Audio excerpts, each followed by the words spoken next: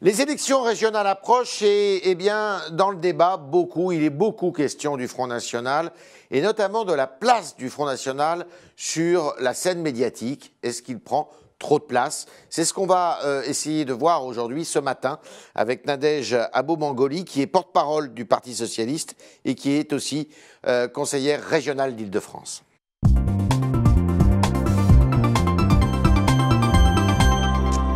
Bonjour Nadège Abo-Mangoli. Bonjour. Bienvenue dans ces studios. Alors Marine Le Pen est-elle trop souvent invitée dans les médias? Marine Le Pen fascine.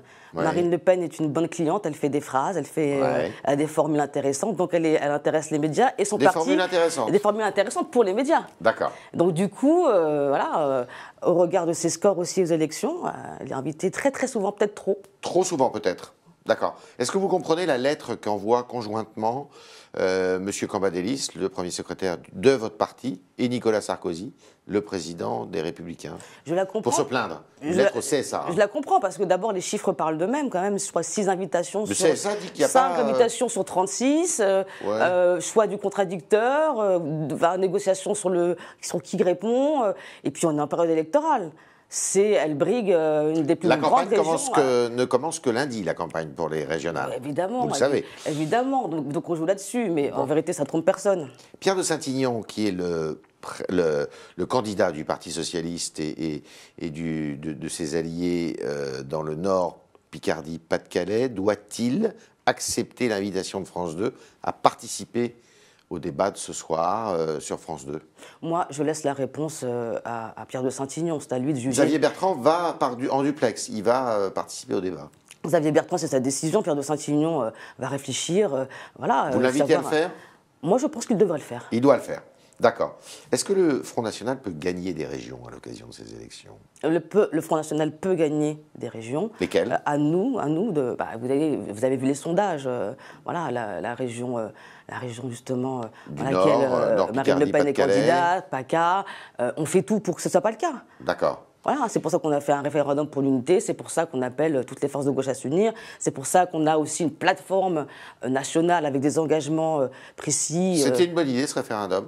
Très bonne idée. Très bonne idée, ça fait bouger des lignes. Parce que finalement, ça fait bouger quoi comme ligne? Ça fait bouger des lignes.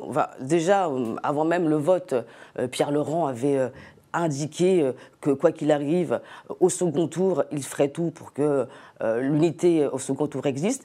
Emmanuel Cos également. Et je rappelle quand même que dans la mesure où Pierre Laurent et Emmanuel Cos ont des formations politiques qui, dans certaines régions, sont alliés avec le parti de gauche, qui refuse toute alliance, c'est une évolution. C'est une évolution. Mais cette évolution, elle était déjà marquée avant le référendum. C'était pas évident. C'était pas évident. Rien n'était jamais évident. Donc, c'était pas ridicule de faire ce référendum? Ah non, c'était tout à fait utile même. Vous avez voté? J'ai voté, évidemment. D'accord. Alors justement, parlons de la région Île-de-France. En Île-de-France, est-ce que Claude Barthelone, qui est le président de l'Assemblée nationale, qui connaît la région puisque son fief c'est la Seine-Saint-Denis, comme vous d'ailleurs, est-ce que c'est un bon candidat? C'est un bon candidat parce que pour les raisons meilleur que Jean-Paul Huchon? Différent. C'est un candidat différent, c'est une autre histoire, c'est une nouvelle ère qu'il faut écrire. C'était utile de changer? Écoutez, l'alternance, le changement, l'alternance au sein de la gauche, c'est toujours intéressant. Oui, d'accord. Évidemment. Et sur quel thème il faut prioritairement faire campagne dans l'Île-de-France? Alors, il y a un thème qui est un fil rouge. Il y a le logement. Vous êtes pour que les loyers soient bloqués en Île-de-France, sur toute l'Île-de-France? Encadré. Encadré? Encadré. D'accord. Oui. Alors, quels sont les thèmes qui, d'après vous, doivent être mis en avant? Le logement, vous venez de l'évoquer, parce que la tension en Île-de-France en matière de loyer quand même, est nettement différente par rapport au reste du pays. Le fil rouge des transports. Ça, c'est un chantier qui a été ouvert déjà sous Jean-Paul Huchon, qu'on doit continuer. L'emploi, Parce évidemment. qu'avec les nouvelles compétences, le Conseil régional va retrouver des moyens et surtout va être très impliqué en matière économique. En matière économique, évidemment, il y a la question de l'articulation dans le nouvel environnement institutionnel sera important, parce que notamment en matière de logement, en matière d'hébergement d'urgence, il y aura une articulation à faire entre la région, les départements et la métropole du Grand Paris. Comment vous-même allez-vous faire campagne à côté de Claude Barthelone? D'abord, on va faire campagne pour mobiliser, déjà pour informer qu'il y en a les élections au mois de décembre, c'est pas évident. C'est la première fois que beaucoup de gens voteront en décembre. Vous vous attendez à beaucoup d'abstention? Il y a déjà une nouvelle période. Il y a déjà une nouvelle période au mois mois de décembre. Voter en mois de décembre, c'est compliqué. L'élection régionale, c'est pas forcément celle qui mobilise le plus. Or, elle concerne le quotidien. Donc déjà, informer aussi du bilan excellent qu'on a en Ile-de-France. Et puis, faire campagne comme on sait le faire, comme Claude Barthélémy est en train de le faire actuellement. Alors, prenons de la hauteur maintenant. François Hollande, on a l'impression qu'il est sur tous les fronts. Il y a un événement tous les jours, un événement lié à un déplacement en province, en banlieue. Il était à la Courneuve en début de semaine. Il a changé dans sa communication, François Hollande, on le voit partout. On le voit partout, c'est un président qui travaille. Donc c'est un président qui est partout. Il travaille ou il fait de la communication ? Il travaille. Et on rend compte de son travail, de son déplacement. Moi, je suis très contente. Oui. C'était pas prévu qu'il soit sur RTL en début de semaine ? Écoutez, adaptation. D'accord. Adaptation, modernité, présence médiatique, c'est très bien. Il vous convient ? C'est lui qui doit se représenter pour le Parti Socialiste à la présidentielle de 2017. Alors d'abord, lui, il a posé des conditions pour sa candidature. La version de la courbe du chômage. Voilà. Et puis s'il est candidat, je pense qu'il ne peut pas y en avoir d'autres. Il ne faut pas qu'il y ait de primaire à l'intérieur de la gauche. C'est mon avis. C'est votre avis. Voilà. Bon. Alors, il y a une personne qui est beaucoup sous les feux de l'actualité aujourd'hui, c'est Christiane Taubira. Il y a eu des manifestations. Depuis le début, non, vous savez. Mais particulièrement, non, parce qu'il y a beaucoup de manifestations qui ont trait quand même à son caractère, j'allais dire son caractère, mais à son ministère. Il y a eu les policiers, les avocats, le personnel pénitentiaire. Est-ce que Christiane Taubira, de quoi souffre-t-elle? De mauvaises réformes ou, à votre avis, elle est la cible injustifiée de toutes les catégories professionnelles? Dès le début de son entrée au gouvernement, elle a été quand même la cible d'un certain nombre de personnes, notamment de personnalités politiques à droite. Pourquoi est-ce qu'elle est la cible? Elle est sur des sujets qui sont quand même très difficiles, très sensibles. D'accord. Donc évidemment, avec des acteurs qui sont face quotidiennement, régulièrement au travers, au mot de notre société, les policiers, la police, la justice. Ce sont quand même des catégories de population qui sont face au quotidien à toutes ces difficultés. Et donc c'est un ministère difficile. C'est pas seulement Taubira, Christiane Taubira qui est décriée dans son ministère. À chaque fois, ce rôle-là est compliqué. Elle a un tempérament par ailleurs, et on ne peut pas exclure non plus, on ne peut pas nier non plus qu'elle est la cible d'attaque depuis le début de ses prises de fonction. Elle est la cible d'attaque comme tout le monde. Pas spécialement. Qu'est-ce qui la différencie? Il faut demander à ceux qui l'attaquent. Elle a raison de remettre, hier, elle a dit il faut rouvrir le débat de la procréation médicalement assistée, alors qu'elle est débordée sur tous les sujets. Elle vient remettre ça sur la table. Il n'y a pas de sujet tabou, c'est ce qu'elle veut dire sans doute. Oui, c'est votre avis? C'est mon avis également. D'accord.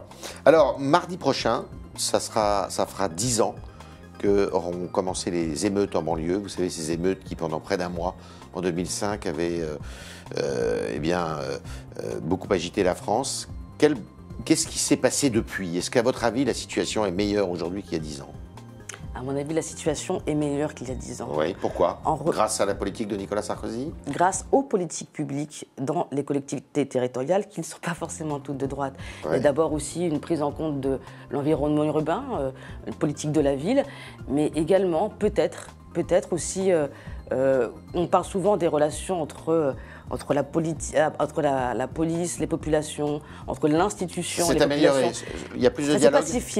Ça s'est pacifié. Le travail des maires et des élus locaux a été important pour recréer du lien. C'est pas suffisant. C'est pas suffisant, on l'a vu. C'est pas suffisant, on l'a vu à la Courneuve. Il y a aussi un mécontentement. Je pense que plus on arrivera à sortir de la crise économique et sociale que le pays connaît. C'est dû aussi à la crise économique globale, quoi. C'est dû à la crise économique globale et au sentiment de relégation. Mais pour vous, il y a quand même un climat qui est meilleur. Il y a un climat qui est meilleur. Ça ne peut pas exploser comme il y a 10 ans. Ah, ça, il ne faut jamais être prophète pour ce genre de sujet-là. D'accord. Alors, une dernière question. Vous êtes d'origine congolaise, du Congo-Brazzaville. Le président Sassou Nguesso du Congo-Brazzaville veut changer la constitution pour pouvoir se représenter, alors qu'au terme de la législation actuelle, il ne pourrait pas le faire. Trop de mandats et il a dépassé l'âge de 70 ans. Et hier, François Hollande, donc il organise un référendum, M. Sassou Nguesso, dimanche.